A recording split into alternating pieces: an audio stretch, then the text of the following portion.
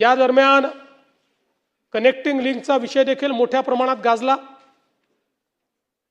आणि मला तर कधी कधी आश्चर्य वाटतं, काही लोक तर अशी आहेत की एखाद कोटी खोटारडे लोक मेल्यानंतर ते पैदा झाले असते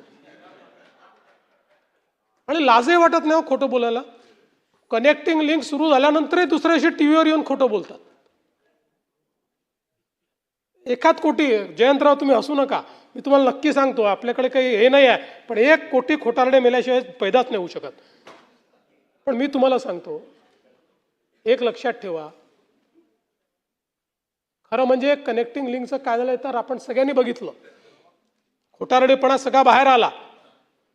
पण त्याच वेळी महायुती सरकारची हिंमत होती म्हणून आम्ही कनेक्टिंग लिंक बांधून दाखवली. ज्यावेळी कोकण रेल्वे बांधायची वेळ आली त्यावेळी असंच लोक म्हणायचे ही रेल्वे चालू शकणार नाही, ही बांधू नका, इथे दरड कोसळते. पण मधु दंडवते नावाच्या एका व्यक्तीमध्ये हिंमत होती, त्यांनी सांगितलं बांधणार, आणि ती बांधली. बांधल्यानंतर जवळपास 15 वर्ष दरवर्षी दरड कोसळायची, पण त्या प्रत्येक वर्षी आपण शिकायचो आणि त्या ठिकाणी काही ना काही काम करायचो आणि ती दरड कोसळणं बंद करायचो. आज विचार करा, या भीतीने जर कोकण रेल्वे तयारच केली नसती तर काय अवस्था राहिली असती. आणि म्हणून ही जी मिसिंग लिंक आहे, या मिसिंग लिंकचा इतिहासही असाच आहे.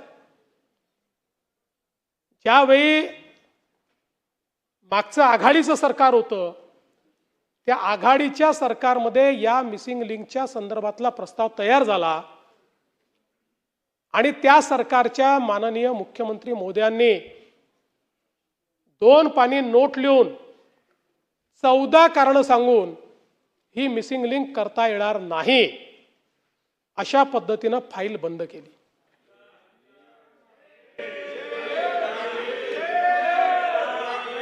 चौदा कारणं दिले, 14.